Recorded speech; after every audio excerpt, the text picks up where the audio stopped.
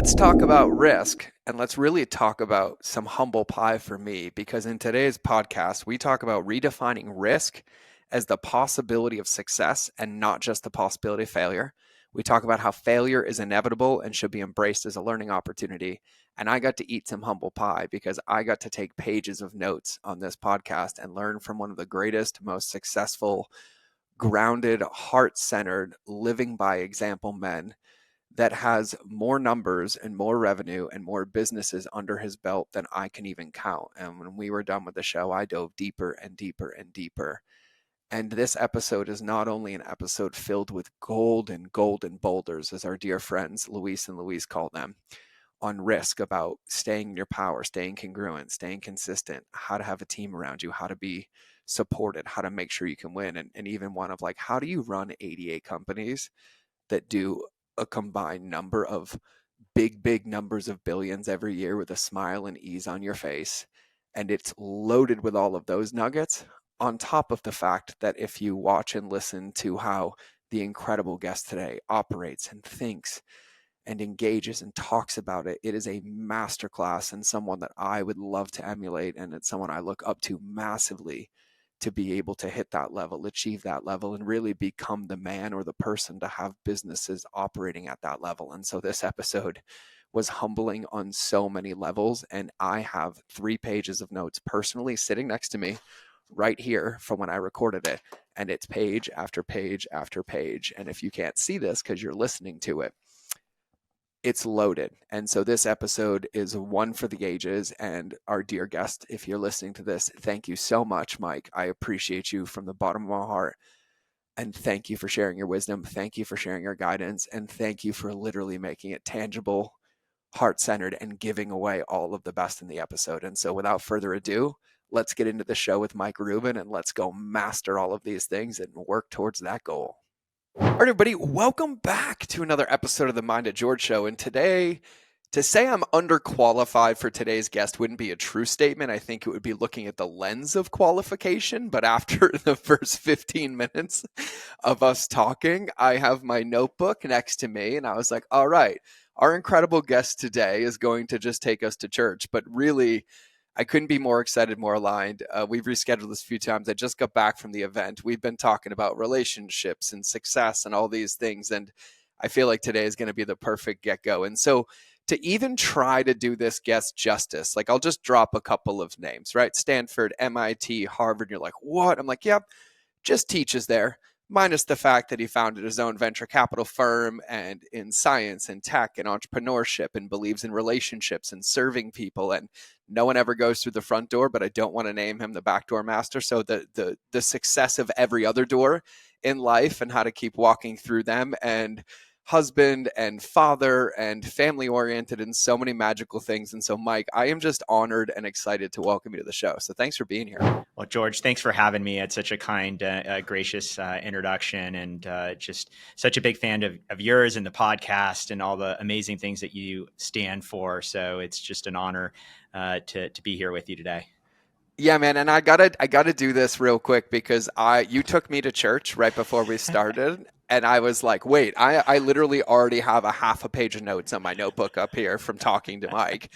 And I was like, I should probably hit record at some point. But one of the things that you had mentioned to me was risk. And I love your take on risk, like your view on risk. And so I would love it if you can just kind of take me to church and unpack that for us to kick off. Yeah, no, absolutely, George. The conventional notion of risk is, what if I try something and it doesn't work out, right? That's generally how most people think about risk. But I tend to think about it a little differently, which is, what if it does work out and I don't give myself the opportunity to actually succeed? And to me, that's risky. Yeah, I'd say so. Yeah, so like I loved when sorry, I didn't mean to cut you off, but can you say that one more time? Like just the part where you're like, because that's the part that hit me the most. It was like, I've thought about risk so much in my life, right? I'm like, oh, I'm risk averse. I can do it. But I never thought about the not shot and how much implication that has. And it like literally tickled my soul when you said it. Yeah, 100%. And again, to reinforce it, most people would think about risk as, what if I try something and it doesn't work out? Right? That's risk in the conventional sense, but I actually think the much greater risk in life is not giving yourself the opportunity to figure out whether you can or cannot achieve the things that matter to you. That's a Mm. much riskier way to live your life. And I've been fortunate to do some pretty cool things in my life, but let me tell you, I've yet to meet anyone, myself included, who hasn't failed at something generally repeatedly. And so that's an inevitability. You don't need to worry about failing. You will fail. Sometimes publicly, sometimes privately, like over and over again. And even if you're amongst the best in the world at what you do, you'll still fail repeatedly at it, right? And so you could sort of remove and cross off that worry from, your list of worries, and that really gives people the latitude to just think about risk Mm. differently. And we're all still here, which means that somehow, some way, we managed to work our way through it, right? Like, you've had spectacular fails in the past, but you're listening to this program, so you've clearly found a way through it. Yeah, I had somebody show up to the event and it was like the morning of day 3 and they said something very profound and so simple. And they looked everybody dead in the eyes. They're like, listen, you've survived 100% of the days that got you here. And I was like, yep, that tickles like 100% because I can think of 1,000 moments where I was like, it's all over. I'm not going to make it anymore. And then to end your eloquent fortune cookie to my soul, you're like, it's not that I went through the front door and that, success was through the front door. You're like, I've just done this long enough and made enough mistakes that like I just know what not to do. Like failures, lessons, and then just changing the view down to like, oh, I've done that, learned that lesson, oh, done that, learned that lesson, oh, done that, learned that. And you're like, how can I not succeed now? And I was like, I love that view too. Yeah, I mean, 100%. Sometimes I feel like I've exhausted the number of ways to do something wrong, and so all that's left is, I guess, the way that works. But in life, there's Plan A, which is great if that works out. For me, often that's not the case, and so Mm-hmm. then you're off to Plan B and Plan C and Plan D, and then if Plan D seems it works, then you're off to different tactics and ultimately you sort of figure it out. And so even at what point you sort of determine something as a quote unquote failure is hard to say. And then what happens if 5 years down the road, something good happens of it? Then you sort of have to revise your entire story of, well, maybe if all that wouldn't have precipitated the way it did, then I wouldn't be where I am. And I like where I am, and so, it's all a story. So you might as well tell yourself a good one. Yeah, oh for sure. Oh for sure. Well, I actually have a question about this now for you because like as I think through even like the rough intro that I gave everybody, which I got to, read your bio, I've been stalking you online and I was like one bio and I was like I could do like 17 podcasts with Mike just based on his bio alone. But like as somebody like I think you said, I don't even know the number, but you've started over like 100 businesses. I think in your fund, you guys have a giant fund, a ton of businesses. You have like, I forgot what you called them. They're not tenured, but academic spots where you like teach at Stanford and MIT and Harvard. And then you have your family, which is the most important. And then you're actively investing, but you're also in science and you stand for humanity. And I'm like, I look at my day sometimes and I was like, I think if that stacked up on me, I might be risk averse just from pressure, right? And my friend Alex Sharfin says this all the time, and I love this because I'm sitting in front of somebody who I get to learn from as well. But he says, you don't have the business you want because you haven't become the person to run it yet, right? And I feel like 100% of the answer to that statement is the emotional availability to be in that under any level of constraint and then think methodically without the emotion to mitigate that risk or to make those decisions, right? But for somebody with you, like I feel like if I looked at your calendar, I might have like a panic attack, but that's a Schrodinger's cat theory, right? There's also it could be 1 hour a day, it could be anything, but like with all of that, how do you find focus, right? Because on my side, I'm like, God, Mike's over here. And he's like, yeah, I got this. I invest in people. I know relationships here. I take the side door. I do this. And I was like, you make this look effortlessly and you talk about it so effortlessly. And we were joking about this before, but like, what does that look like for you? Like, how do you mitigate priority in the lens of that risk and navigate even with all those balls in the air? Like, what's that like for you? Yeah. George, it really comes down to the privilege that I have of working with exceptional people.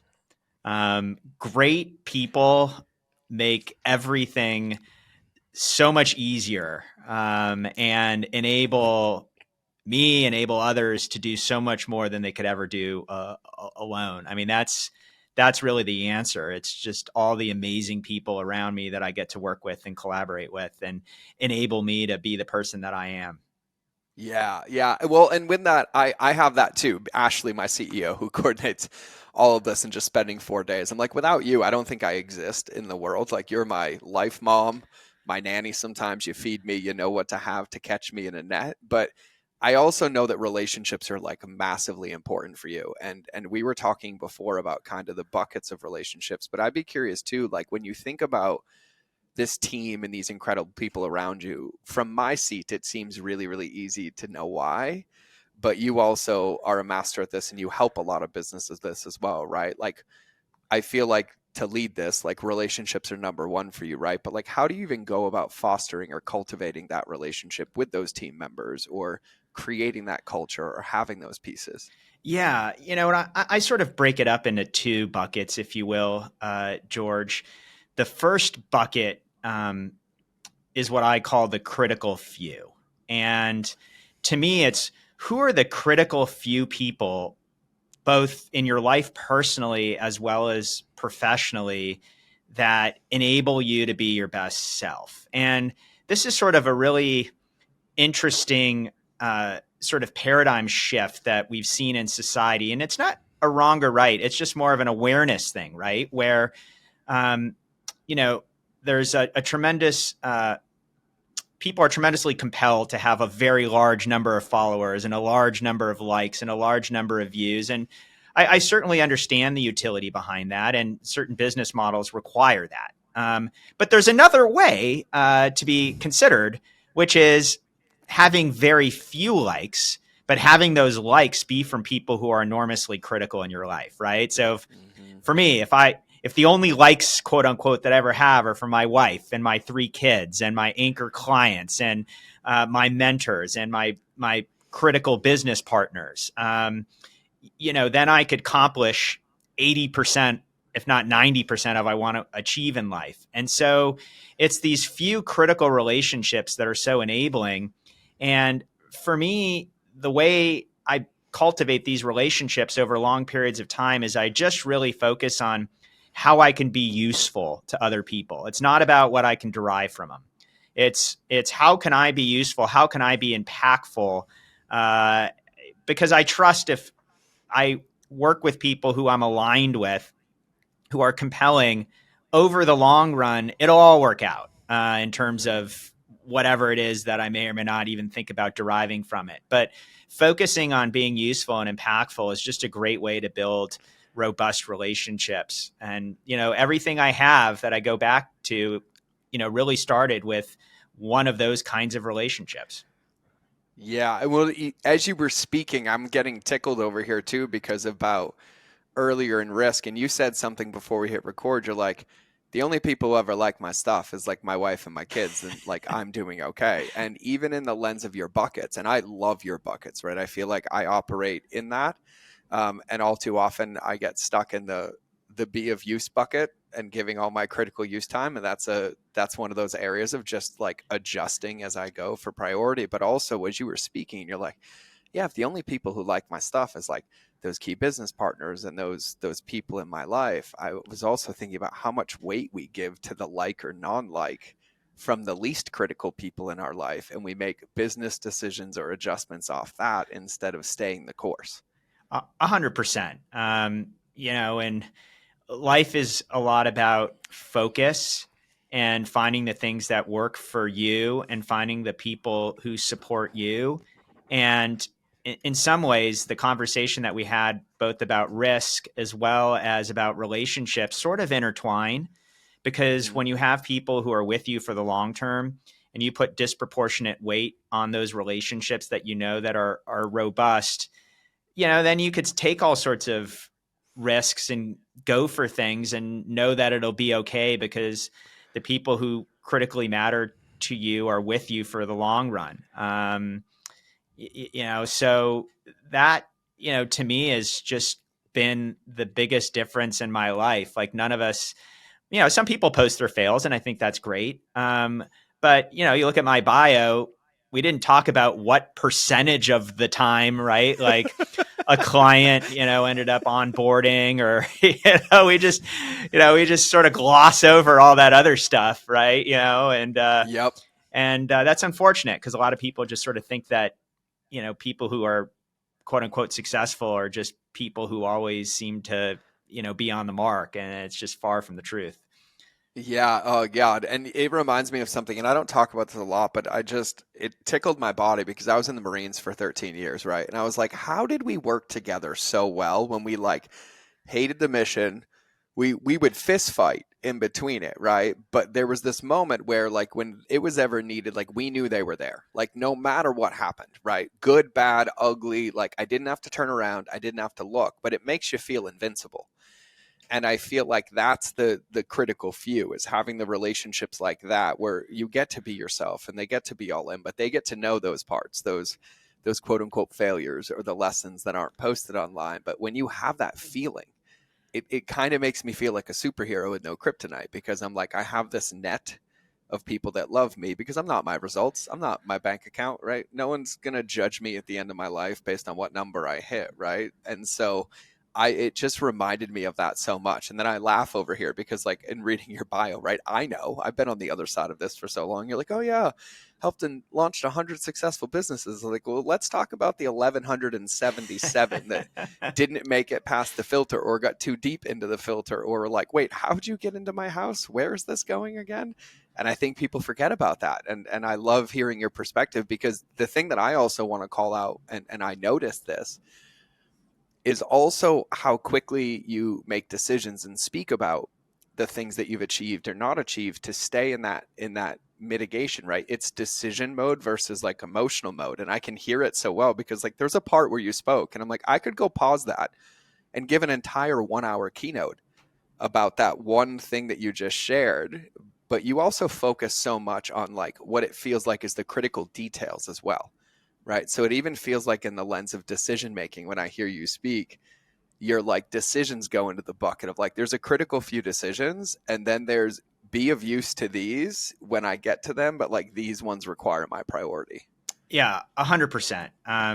You can take on as many things as you want in life as long as you know what your priority is. Because, if you don't get to number 12 on the list, well, it's okay that you had 12 things. The problem is you have 12 things and then you convolute your number one and your number 12, and, you don't really audit how you're spending your time or your focus or your energy.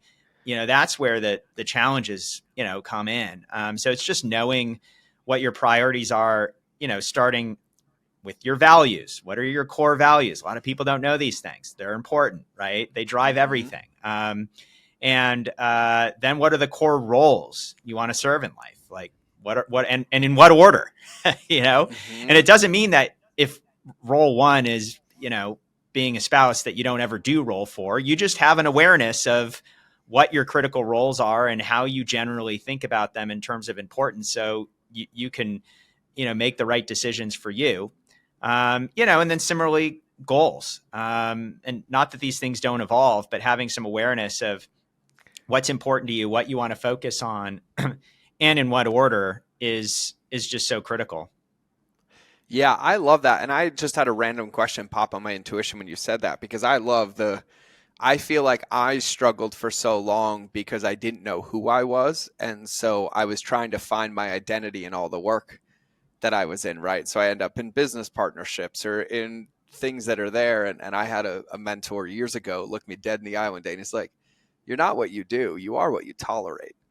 And I was like, oh, oh. And he's like, of course that's happening. He's like, what do you believe in? Like, what matters to you? Like, does family time matter to you? Does integrity matter to you? Does asynchronous communication matter to you? And I was like, oh, I have a part on this game too. I forget, like, I'm a player on the field. I get to make my own rules. And that's been a big part, because even me, like, I'll share a shadow for everybody right now. Like, I was just at my event 5 days, and my phone was off pretty much the whole time, minus family emergencies. And I celebrate my presence muscle. Like, I was like 98.6% present. And then when the vasoconstriction releases, I'm like, where did all this stuff come from? And then I'm on the other side of like that come from. And then I'm sending messages. I'm like, oh my God, like, forgive me. It's taken me 5 days. I love you. And they're like, bro, we didn't care. We didn't care. Like, you can get back to us whenever, and boom, boom, boom. And I'm like, I send those messages so quickly because I'm also like over here, like, oh, Mike's mad at me. I didn't get back to him in time, and boom, boom. And I'm like closing those traps. But it's really, really funny to hear you say that. And I remember when I was reading your bio, and we did this the first time, I saw something that I loved. And you talked about the stamina of success. The stamina of success. And I feel like it's so tied into what we were talking about earlier. It's like, I've just basically run out of options to fail, right? I'm like, nope, I've turned that stone over, turned that stone. That one looks the same. Oh, it's a little different underneath it. Maybe I'll grab that part, right? But how do you start to navigate this? Because I feel like what I notice so often, and even in myself, is that I'd measure in days and not decades. And I would make these really, really fast, rash, short focused emotional decisions that felt real in the moment. But like you said, if I fast forwarded like 90 days, I would have been like, oh man, did I really stop watering the plant on day 7 and get really, really upset about this? Right. And so, like, how do you go about navigating that, or advise your companies that you're investing in or people you bring into your fund? Yeah. I sort of make a pact with myself day one. And I sort of come to an agreement that no matter what happens, I can handle it. Like, Yes. whatever it is, I'll handle it. I've handled everything up to now. So whatever ends up happening, I'll take it at face value and I'll process it and I'll move forward, whatever it is. And so once you've already accepted a scenario where you sort of don't get what you hope for, then you've released that tension, and then you can just stay focused on how can you best achieve your goal. And you understand that it's probably not plan A. You choose plan A because you think it's going to work, but in experience, things take longer, they cost more, and they generally take a plan C, and you may not even know what plan C is day one. And that's the other thing. People think that they can see 10 miles ahead. And the reality, the way life works is you never know what's right around the corner, right? So you can be 3 feet away from something, but if it's at a 90-degree angle from you around a corner, you can't see it, even though you can get to it within 10 seconds. And then you turn Yep. that corner and it's like, whoa, I didn't know that would be there. And life is a lot like that, right? And so you just got to stay on your feet, keep moving forward, make the best decisions that you can, and realize things are not always visible and they're not always linear, right? So you Mm-hmm. might feel like, geez, I didn't make any progress this week or this month, or, I've been working really hard. And the reality is sometimes, that gratification or that clarity, doesn't come in the time frame you want it to. Um, and that's okay. You just gotta, you gotta keep moving forward, and you gotta make the best decisions that you can. And, one of my mentors is a best-selling author, Jim Collins.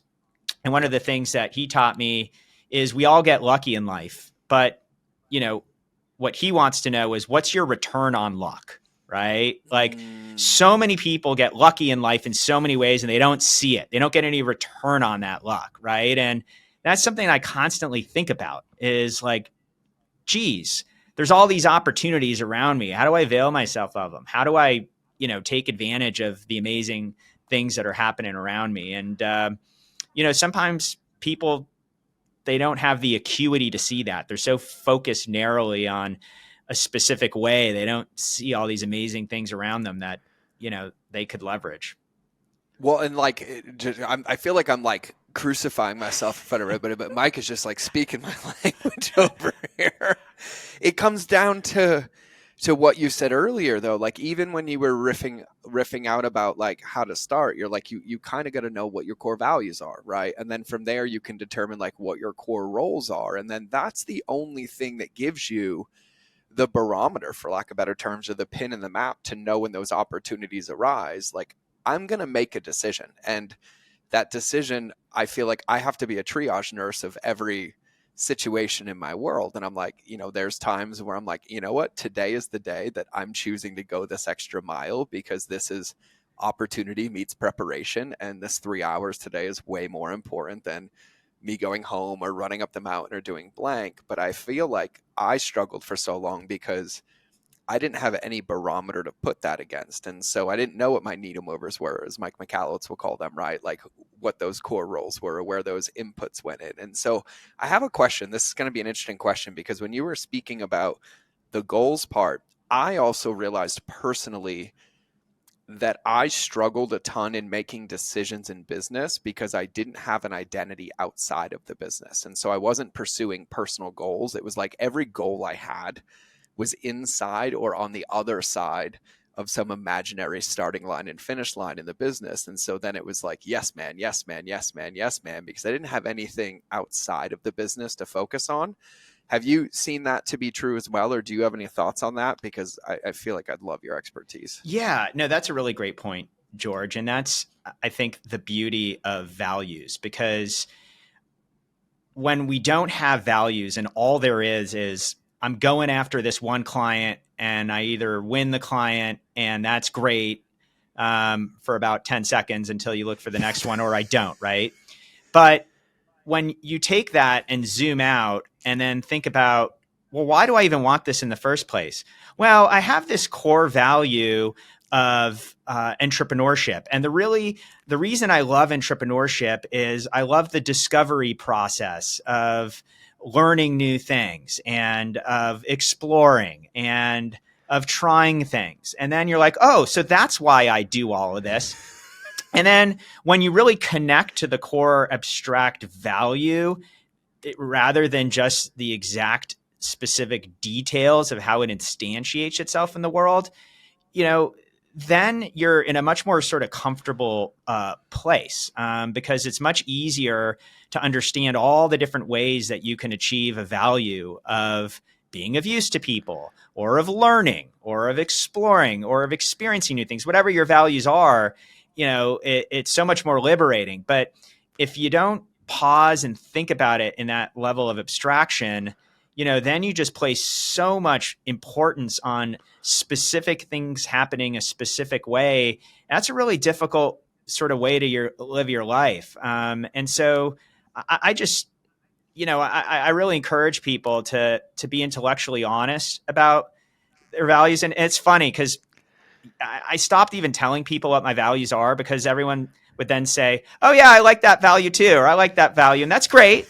You can have my values. I'll share them. But like, the point is, you got to you got to be intellectually honest. And the other thing I'll say, George, this is really important about your values and your roles is, you got to be intellectually honest with yourself. Like I've seen so many people who say, yeah, my number one thing in my life is X, whatever it is, my family or my business. But then you look at their lives and they spend 98% of their times doing anything but X. And it's like, well, okay, like which one is it, right? Like I'm not telling you how to live your life, but like there seems to be tremendous tension between who you want to be and who you actually are. And maybe you should just allow yourself to be who you are, I mean, you just see so much of that. And I feel like that even validates what I was saying earlier in such a profound way, because there wasn't space to be who I was. And so I couldn't even find or have the ability to be intellectually honest with what those values were or were not, because it was just more washing machine, more rumination, more collapse and constraint. And so that tickles on such a deep level, such a deep level. Yeah. People know who they are. You just gotta pause and observe. It's you don't even need to overthink it, right? It's like, well, I go long hikes every day trying to think about who I am. I'm like, well, you seem to be someone who likes to go on long hikes. So why don't you start there and figure, what that means to you? Like, oh, that's really interesting, And so it's so much just about observing, Mm-hmm. and just being intellectually honest with yourself. That point, that oh, even when you said that, I used to do that. I'm like, oh, I'm going hiking to find out who I am. I'm like, I'm a hiker. Nature's important to me. There's nothing to find out here. This is the thing. It's not what I'm finding in this thing. It's the thing itself. 100%. And, and that is it. But also like even the observer, like I feel like in the life that I've had, right? Like I've had to spend my life tricking myself out of my own bullshit very, very eloquently. So everything's down to like a fortune cookie, for me. And I'm like, oh, there's a fortune cookie out. But I'm like, hey, listen, like if you drafted me for $100 million to be the quarterback on the field and I'm playing football and you are like, hey, bro, you threw that wrong. Like I'd want you to tell me so I can make an adjustment. But then when I would throw my own pass, I'm like, oh my God, you should never play football again. You epic failure. How dare you pick up that football? Right. And it was like this gap. And it wasn't even that I wasn't being like intellectually honest. It's that because I didn't know who I was, everything else was evidence that I wasn't being myself instead of being like, oh, this is who I am. No, I'm committed to learning. I love breaking stuff. I love fixing broken stuff. I'm like, give me the biggest mess you can find and let me come into it with you. Like we'll find the meat, we'll find the values, we'll find the needle movers. But because I didn't know that's who I was, everything was like, oh, you failed, you didn't do it again. And now I'm like, oh no, like I'm in the mess. This is where I belong. This is what I said I loved. Like this is it. But I didn't have that sense of identity. And so it just became this trap. And it was just this like, as much as I thought I wasn't in the spin cycle, like I was getting F5 hurricaned all day. And it's been this, and even the collapse after the event, I was reflecting and I had my come down on the flight, right? Everyone's like, how was the event? What are the words? What are the words? Well, like, how was it? And I'm like, empty. Like I'm empty right now. Like I have nothing, like nothing. And then, I started to have the feelings come up, right? And it was starting in my brain on the flight, no Wi-Fi, just looking out the window. And I was like, oh man, you didn't do this. You didn't do this. And it was like, no, no, no. Presence is like the number one value that I have. Like it is like I'm about to cry thinking about it because I wasn't present for 37 years of my life. And so presence is it. And then I'm like sending a message to Ashley and she's like, so you mean you were just, being perfectly yourself the whole time? And I was like, oh yeah, there we go. But there's a time in my life not so long ago, even when on paper, Mike, like on paper, New York Times bestseller, out on book tour, making hundreds of $1,000s a month. And I was like, but do you guys remember the photos? I was 260 pounds. Wow. I was 168 this morning. And it looked like there was a shell of a human and there was nothing on the inside. And like those moments would last months, like months, and they would just stack and stack. And like as simple as profound as it is that you say it, I ignored that point. It was just I wouldn't look in the mirror and be like, hey, you did good today, but maybe you don't want to throw the ball that hard and throw it your shoulder. Maybe throw it in the right direction and just make these micro adjustments. And so that lands profoundly for me. So thanks for letting me share that. But that one tickled. That one tickled. Well, I appreciate you sharing that anecdote. There's another saying that goes, it doesn't matter how fast you climb the ladder. If it's leaning against the wrong wall, you're only getting farther from where you want to be. And there's just so many people who are just vigorously climbing that ladder as fast as they can, leaning against the wrong wall, only to discover, that if they had just placed the ladder in the right direction, they could have gone a lot slower. And, that's an important principle, I think, as well. And one of the things that are underestimated is we can all stand to make things easier in life. I think we all make things much more complicated than they need to be. And, we all get intimidated because we think everything has to be hard because how could you possibly be successful and have a big business and have all these great things in your life? It just has to be hard because good things have to be hard. But like, why? Like, who said that's true? Right. Like, yeah, I mean, sometimes we've got to work really hard for what we want, but like, that's not a law of the universe. Like, sometimes you can allow yourself to make things easier and, still get the outcome that you want. And I think sometimes all of us can stand to do that in certain aspects of our life. I will tell you right now, the two questions that came up at this event. So there were 40 of us locked in an Airbnb for 4 days, and I mean like 6 a.m. till 1 a.m. The two questions, and these ones always tickle me. What would it look like if it was easy? That one I heard. I probably said it 100 times and then heard it repeated like 900. And then my other favorite one, and this one was installed in me like 8 years ago, from one of my incredible mentors. And I was like, in my whole, I don't know what to do. I don't know what to do. Like, and she's like, what are you pretending not to know? And it literally was like somebody took me from 150 to zero instantly. And then she's like, and before you do it, George, and you ask me anything else, there's a second part. What are you also pretending not to see? And the true answer is what you alluded to earlier, is that I'd actually just never given myself the space to be intellectually honest with myself. Like, advocated from emotion, no fault, no blame, no guilt, no shame, but like, okay, like really, if I pull the ripcord right now and like take a peek up, like, where am I? Right? Like, what does this really look like? And I've come to figure out that in my life, like, my job is to be as obsessed as possible about being a triage nurse as often as possible, right? Like, and I think about things that we see all the time, because I know you're seeing this right now. Like, the market's changing, the world is changing, people are under constraint, their behaviors are different. But for years in business, it was always like, speed is king, speed is king. And I was like, yeah, but not speed in climbing the wrong ladder, leaning against the wrong wall. Speed in your accurate current state and your decision making to make micro adjustments, not change the entire thing every single time it comes out. And so I hear like even most of what's happening in the market now, and people's webinars aren't working, this isn't working. I was like, well, yeah, but if you go spend 90 days locked behind a wall to make another one, I promise you 90 days from now, that's not going to work either. And so it's all these like potent reminders. Even we were talking about this before the show. You said something so eloquent. You're like, yeah, these are the things we hear, but we all need to hear them all the time. And from my seat to yours, like, I'm incredibly honored and humbled by your humility. But also, when I hear you say that, I'm like, thanks for the permission slip, and thanks for letting me know I'm not crazy. And like, hey, I'll shoot you a text. I'm like, me too, me too, me too.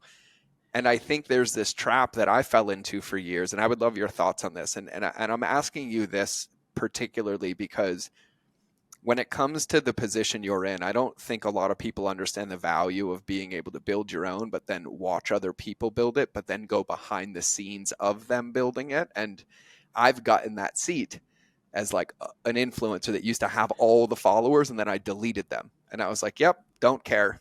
Couple 100,000 people, my life is back. I know who I am now, right?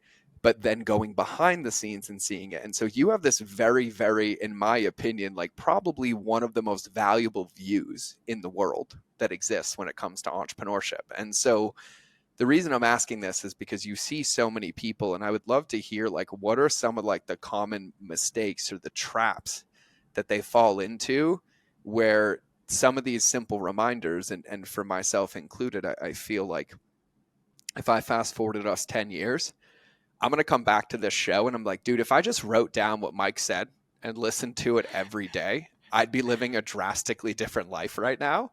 And so I would just kind of love to hear your thoughts and perspective on any of that. Yeah, no, thank you for asking, George. I'm gonna share an anecdote.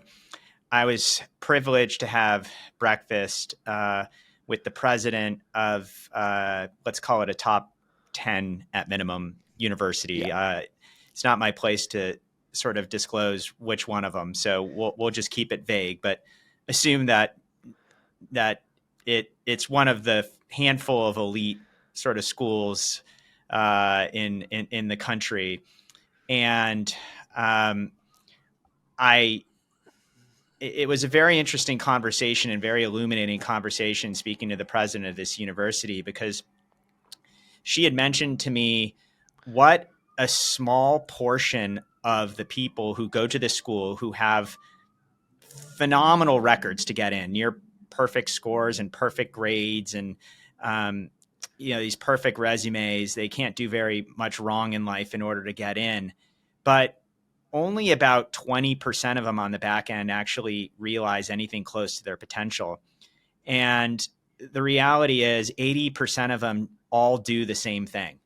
They take the same job that all their peers do, and they take the path that's expected of them, and very few of them know how to fail because they've never failed before, right? There's the people who got perfect scores in their SAT, and then there's the people who missed one question, right? Like those are the two varieties of people that end up at some of these places. And then, they realize when they hit challenges in life and it doesn't work out, they don't know what to do with it. And then on the back end, they're just like, well, okay, here's the top.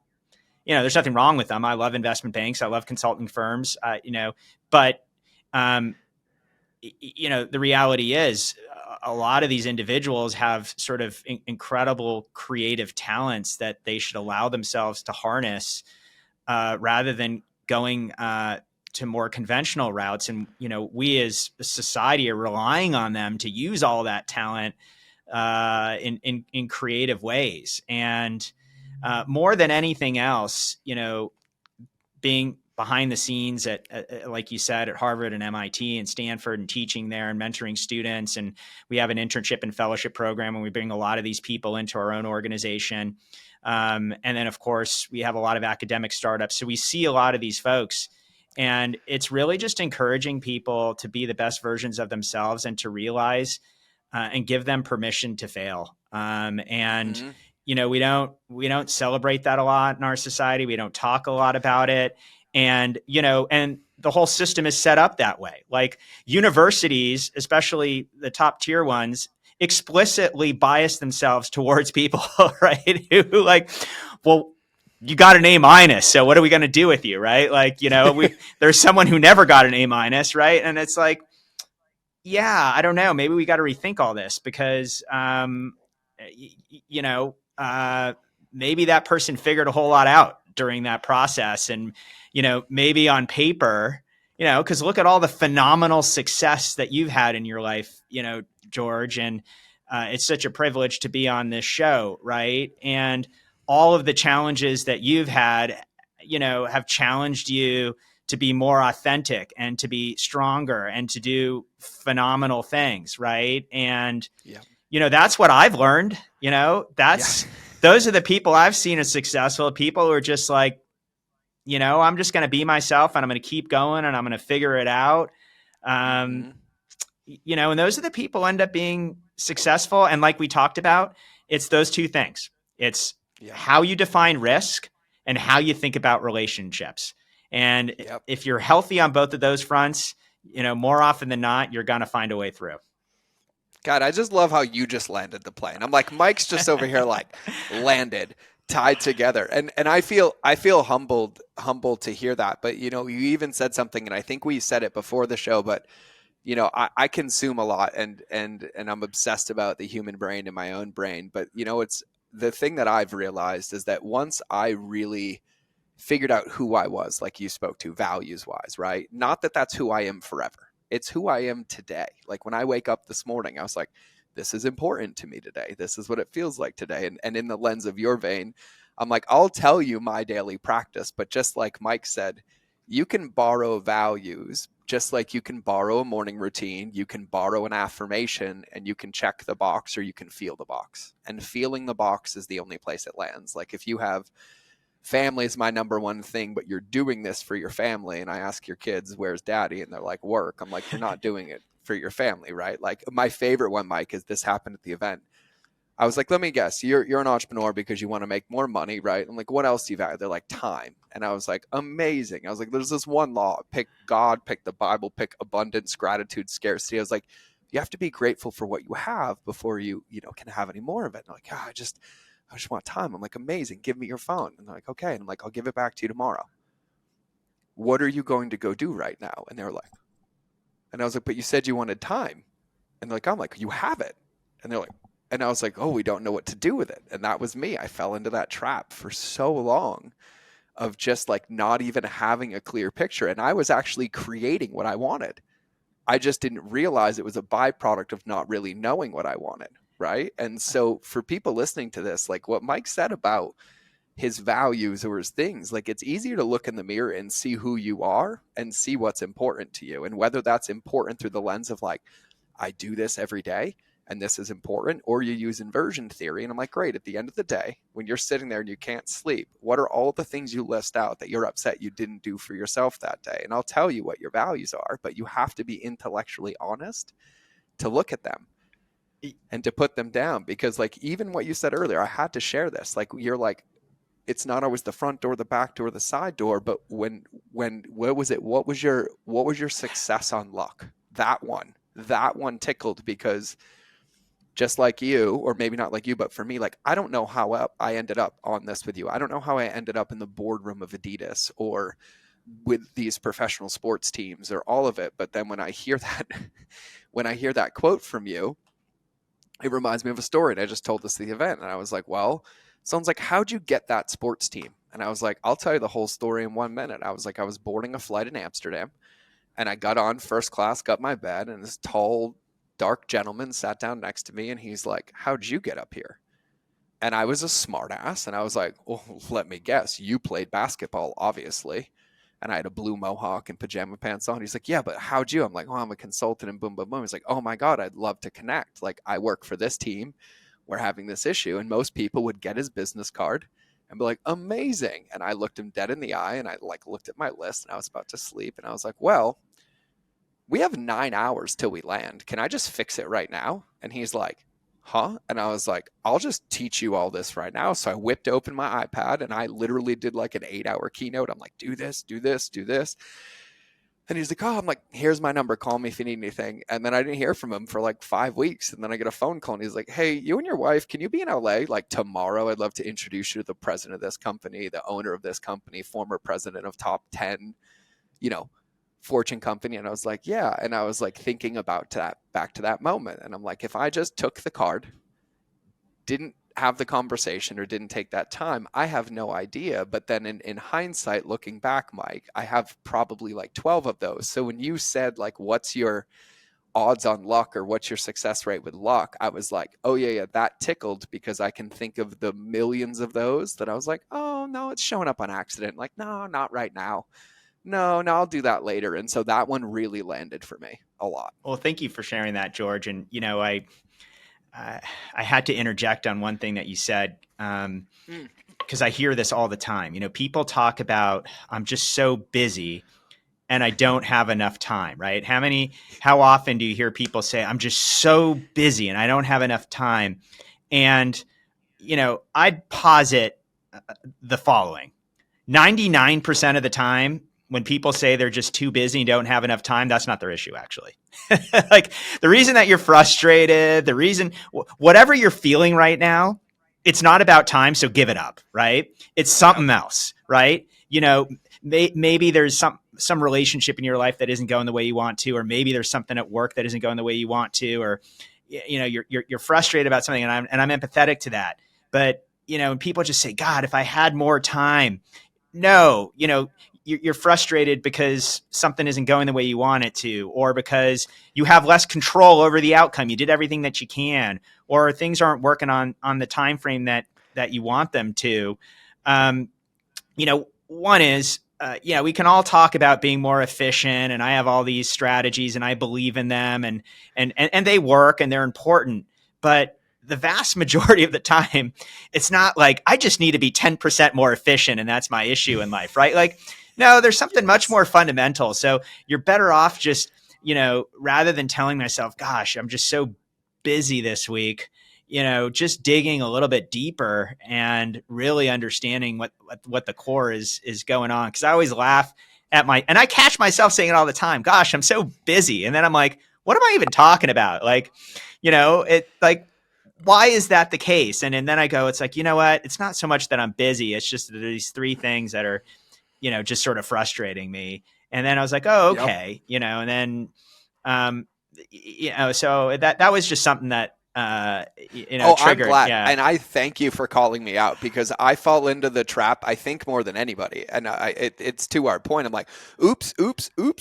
And like, Mike, I will tell you the biggest breakthrough. I told this on the show quickly, but my son's 7, right? And so we use declarative language and helping him learn and label his feelings and all of it. We were talking to the teachers, and they're like, he's having anger stuff because he doesn't know what these feelings are. And I was like, oh, like, how am I going to show him? They're like, you have to model it for him. And I was like, well, what do you mean? She's like, well, you ever in the kitchen and get frustrated? I'm like, yeah, I spilled my coffee that day. She's like, what's your normal? I'm like, "Arr." And she's like, all right, you ready? And I was like, yep. She's like, you got to say oopsie and then make fun of it. And then she's like, do you ever lie? I'm like, I catch myself in little white lies all the time. She's like, yeah, but you fix them in your head really quickly. And then you just say the correct thing, right? I'm like, yeah. She's like, I need you to do that out loud with your son.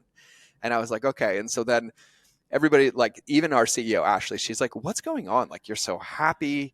Everything feels easy. You're like owning conversations and boom, boom, boom. I was like, oh, well, for the last 2 weeks, I've been modeling to a 7-year-old how many times I make mistakes all day out loud. And so it's like, oh, oopsie, or drop the coffee, oopsie, or oopsie, and then reframe it. And then he's around me so much in the business. I'm like, oh, daddy forgot to send a message, oopsie. And then I send it, I'm like, hey, sorry, I forgot to send you a message, oopsie. And all of a sudden, though, what I realized, though, is it was like very out loud reconditioning this muscle that I've done internally that got a little lackadaisical in me. And I'm the same way where I will fall into that trap of like, oh my God, like I wish I had more time. I'm so busy. And I'm like, in this moment, you're wasting it.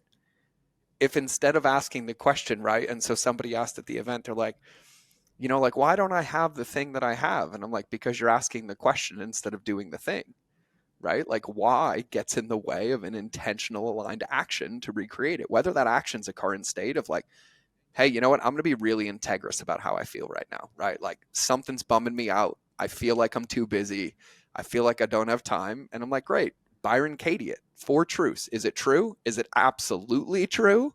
What evidence do you have to support that it's true? And what would happen if it wasn't true, right? And it's like just finding these pockets to like break check or pause yourself for me allows us, and even in your language here, to realize, okay, if I have energy to pour, am I pouring this into a critical relationship for me or even one with myself? Or am I wasting this in a completely other one? Or am I getting feedback from one of those critical people? Or am I believing the feedback that doesn't exist from all these other people that aren't there? And I feel like it's just these series of finding the present and then making micro adjustments while measuring in the macro.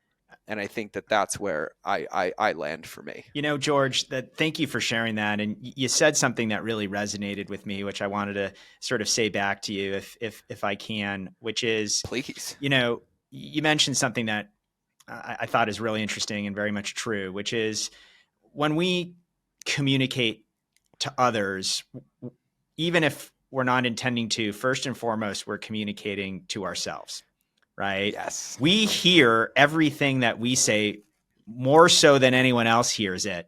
And even if we're intending to impress something upon somebody else, how great we are, how smart we are, how perfect we are, and then by doing that, you're implicitly telling yourself, well, I'm okay, or I'm good because I'm perfect, because I'm great, because I'm smart, because I have all these things. And you think you're trying to impress that upon the other person, but what you're doing is you're inculcating in your own head that these are all the identities and all the hurdles that you're creating for yourself, right? And then you're training other people, how they should value you, right? But the funny thing is, if I just spent the entire conversation, rather than talking about anything that I ever did right in life, and all I did literally the entire time was like, this guy hasn't done anything right in his life. Like all I did was talk about my fails, like nothing, right? Just like to the point where you would go at the end of the show and be like, why did George even have this person on?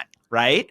Yep. The reality is you and everyone else on the program would like me every bit as much as if anything that worked. Like it honestly doesn't even matter. Cause like, I'd be like, we'd be sitting here and be like laughing if the deal worked out. Or if I told you, hey, I sold this business for $1 billion, you'd be like, wow, that's great, Mike. I'm like, hey, George, the whole thing blew up. You'd be like, oh, that's interesting. What did you learn? And it'd be like, and it's okay either way. And like, it's either way. And that's like, that's an important message. And then once you sort of realize that, then you're like, well, geez, now I can think about risk differently. Because we're all, if these kids at this one institution, are realizing 20% of their potential because they're so afraid of being who they are, of being different than the people around them, of doing something and it not working out, of trying to explain to their peers why they took this funny looking job or went on their own and it failed while someone else went to this fancy place. you know, um, as soon as you realize that, like, well, it's okay, then that gives you permission to do all sorts of cool things like you've done, right? And you've Yep. discovered all these amazing things about yourself because you've allowed yourself to. Yeah, and contrary to what most people think, I didn't wake up and be like, I'm going to be homeless, then be a Marine, try to do 30 years, get medically separated, accidentally be a food blogger, New York Times bestseller, #1 app, realize I hate cooking in the process, delete all my social media followers, end up in a jungle, accidentally become a consultant to realize I don't like the soul sucking side of the Fortune 100 side, to come back to entrepreneurs and be like, let's put our hearts back into our business. And here we are today. And I'm like, if you want any more evidence that it's not linear, Right. I can give it to you all day. And permission for everyone listening to the show to be like, look at the smiling, laughing, happy face of this magnificent human being here who's gone through all these things, and so you have permission to at least do as much, and you'll be Yep. fine. Right. You'll be And fine. then it's like, well, okay, then what are the things? And, as someone who's dedicated his life, most of it at least, to entrepreneurship and to science and innovation, these are just really critical points for the kind of work that I do, because there's a leap there of I don't even, you could call it a leap of faith, but there's a leap of some sort where you just make a decision that I'd rather live my authentic life and believe that that's going to lead to better outcomes for everyone over the long term, than have to live on everyone else's terms because you think that's what's expected of you. That very rarely works out well in the long run. Um, anyway, so you might as well start early. I wish someone Yep. would have told me that earlier in my life. But I don't know why, and no one can ever like learn that lesson. It's like you and me both, George. Like we've gone through all A this thousand stuff, percent. right? And it's like, can't you just like write a book about all that and be like, Yep, it's the one lesson that has to be fully felt because we ended up in the yeah, same place. And like what it is in the morning, it's like you get all of me all the time because that's my freedom. Anything else is a prison. And if that's I'm sad today, you're gonna ask how my morning is, and I'm gonna tell you it's wonderful because I'm in front of you and I spilled my coffee on and I was worried about this and I'm so glad to be here. yeah, And right, it's all these choices and these pieces over time. And God, even the way that you like when you reframe things back and add things back, it just like tattoos it into me. And I'm like, thank you, Mike. Like, thank you for the reminder. Like, thank you for being in this. Thank you for being the man that's created all the results that you have, and also giving people the real answers. Because as much as it's out there, I can find hundreds of people that have accolades that don't have the results and don't have the happiness and don't have the joy because they didn't choose to do it for themselves. And you're a big relationship guy, and I can feel it from a mile away, right? There's no accidents. And for me, and this is my show, and I'll say this, I say this to everybody listening. There's two ways to learn. You can learn and listen to what people are saying, but you can also learn a whole lot more by watching how they're being. And I think that that's where we look for when we want the real answers, to be intellectually honest, to look in the mirror and make some adjustments. And I feel like you're an example of that. Like I will do this with you all day. We can do gratitude fests. We can do fill each other's buckets. I mean, we can do it all. I do want to ask you, and I'm gonna land this because we're coming up on time, and I want to be respectful of everybody. They get mad at me when I end up in like 4-hour shows because I will just go all day. But I would really, really love to hear from you. And so one of the questions I ask people all the time is like, imagine everybody listening just got Men in Blacked and they forgot everything that we talked about, and you have the ability to tattoo Mike wisdom or wisdom for them on their soul. Like, what would your like takeaway for them you want them to be to carry with them forever? A reminder, anything short, long, just would love to hear like what your big focus would be for everybody. Well, that's a great question, George. And what I really love about your show is you told me before we started that you like to start with the dessert. You like to give people the bottom line message up front and give give them the benefit of that in the first couple minutes, and then we can drill down further on it. And because we started with the dessert, it only makes sense to end with the dessert as well. And I'd sort of reinforce that very same message about risk, if you allow me to be redundant on that Please. point, because I just think it's so incredibly important that you understand that no matter what happens, and you can go, and if you don't know about George's life or my life, you can read about both of us and many other people like us. Whatever happens, if you pursue your passions, you pursue your dreams, whatever the outcome, it'll be okay, and you'll find a way through it. Okay. And you'll find people who will support you and love you for who you are, and praise you for the courage you had to live your best life, and really challenge yourself to redefine risk, not as the notion of the possibility of failure, but the possibility of success, and not allowing yourself to have that success. And in the end analysis, failure, whether you take what you think is the conservative or quote unquote risky life, failure is an inevitability. You will fall down, right? Sometimes in a humiliating public manner, and sometimes privately, right? So you could just Yeah. sort of eliminate any concern about that. That'll all happen. Everyone has their stories, and they end up making great stories anyway. But please permit yourself to be your best authentic self. Lean into who you are, because that's how you're gonna be the happiest and also contribute the most. And that would be my biggest message. And then the second message, again, is about people. Find those critical few people in your life who you feel like you could be of service to, who you could be of use to. Take that lens. Hmm. There's this group of people who can really benefit from who I am and what I have to offer. And know that investing in those kinds of relationships, over time will be reciprocal. And those will be Yeah. the most beneficial relationships to you. Um, and I think if you do those two things, it'll carry you far.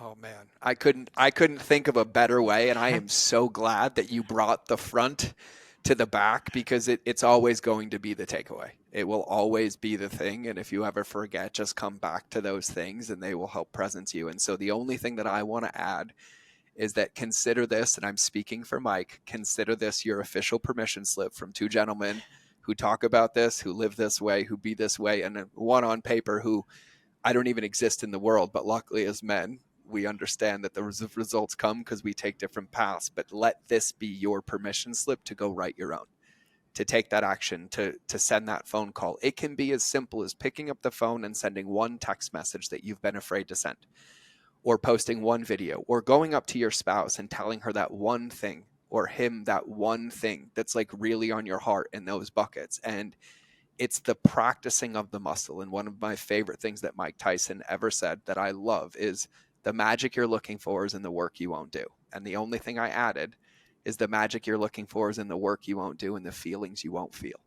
Feel the feelings. They are the greatest superpower that you have. And I will remind you that the day your heartbeat becomes flat, you beg for it to have a ride again. And so enjoy the ride of your emotions, because when they're numb and when they're gone, you're going to wish that you had another one. And so here's your permission slip. Take it from us. And I'm going to tell you this. We're going to put all of Mike's contact info in the show notes, because he's on LinkedIn. He will meet you over on LinkedIn, where I'm banned for life. So you get pure Mike on LinkedIn, and you got to come to me on Instagram with the Alliance, and you guys know that story. And we'll have everything out there. And then Mike, genuinely, man, from like the bottom of my heart, I would love to do this again in the future if you're game. I could talk to you all day, but I would love to do this again. And I'm just so honored you came on the show today, my friend. Well, I'm honored that you had me. I'd love to be on the show anytime. I'm better for having had this conversation with you, and blessed that our lives cross paths here. And just really thankful for you, and thankful for all the people who are listening, because I know you're listening because you're connected to this message. And please send it along. Yeah. Please share this with people in your lives, because there's a tremendous network effect to sharing goodness. So There appreciate all is. of you out there. There is. Thank you so much. And for those listening, we will either see you in the next episode or you will hear me in your earballs. But either way, we're out.